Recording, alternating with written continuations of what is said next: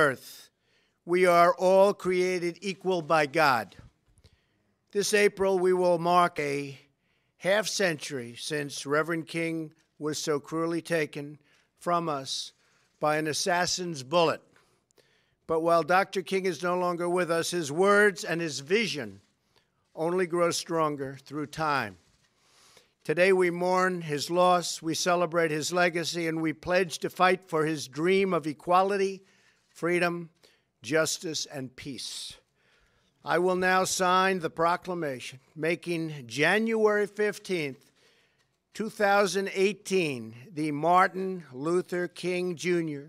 federal holiday, and encourage all Americans to observe this day with acts of civic work and community service in honor of Dr. King's extraordinary life, and it was extraordinary indeed, and his great legacy. Thank you. God bless you all, and God bless America.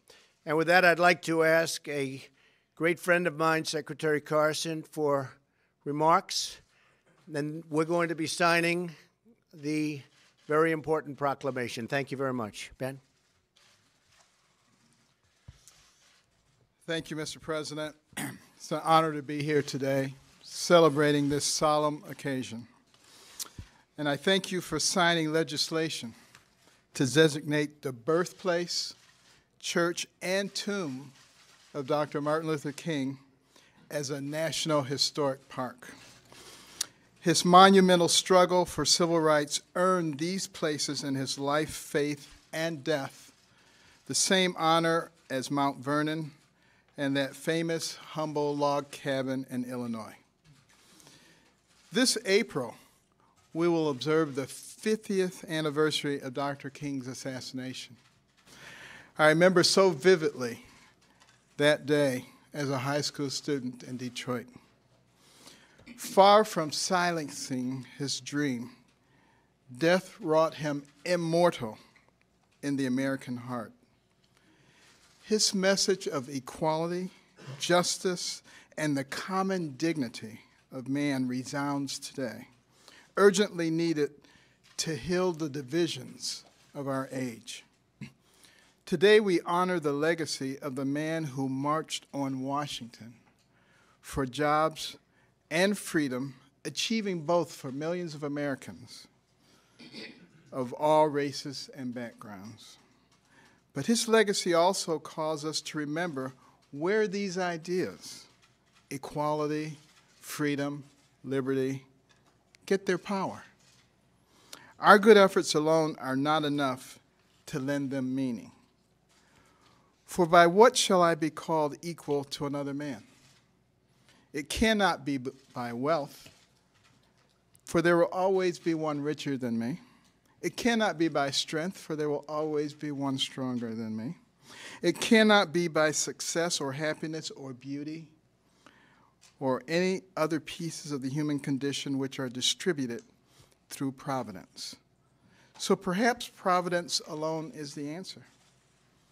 We hold these truths to be self-evident, that all men are created equal, that they are endowed by their Creator with certain unalienable rights, that among these are life, liberty, and the pursuit of happiness. With these familiar words, our Declaration of Independence recognizes the true author of our common dignity, one that is beyond every human law and institution. If we forget this source of our fundamental equality, then our fight to recognize it in our society will never be fulfilled.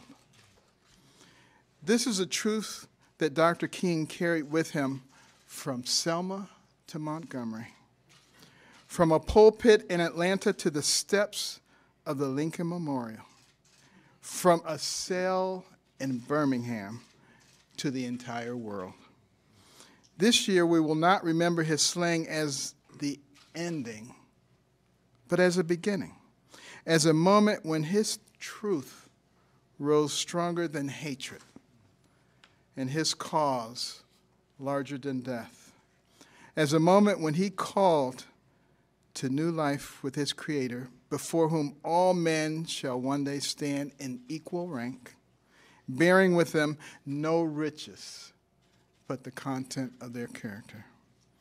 If we keep this conviction at the center of our every word and action, if we look upon our countrymen as brothers with a shared home and a common destination, then instead of meaningless words rolling off of our tongue, we will truly create one nation under God, indivisible, with liberty and justice for all.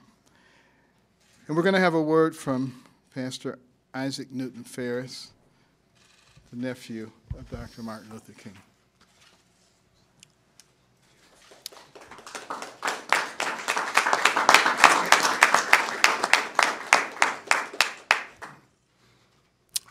President Trump, Vice President Pence, and to all assembled here.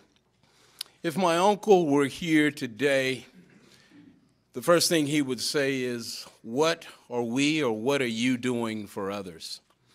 And that's why it was so important that my aunt Coretta Scott King returned to the Congress now about 10 years ago and asked that the meaning of the holiday be changed. We did not want the King holiday just to be a day of hero worship. As his nephew, I certainly think that he was one of the greatest Americans that we've produced.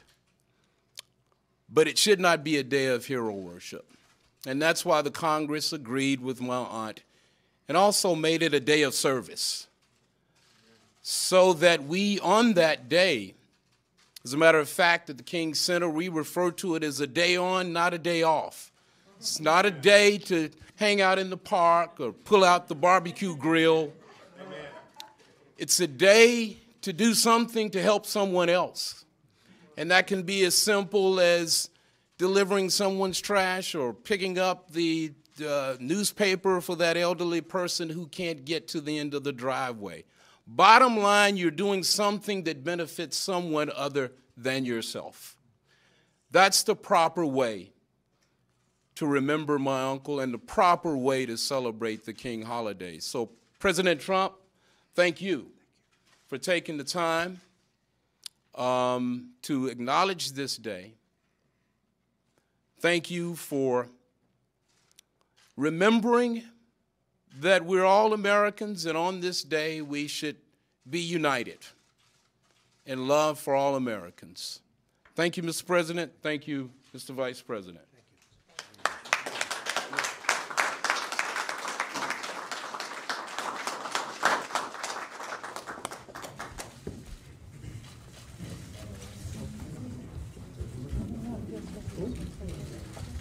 This is a great and important day, Martin Luther King Jr.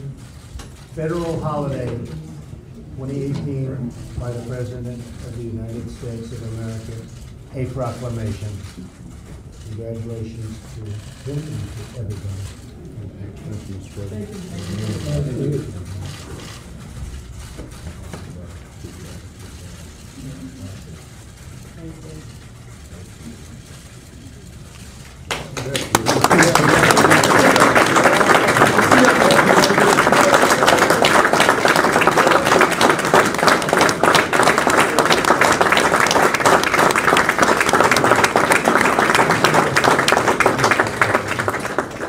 Mr. President, will you give an apology for the statement yesterday?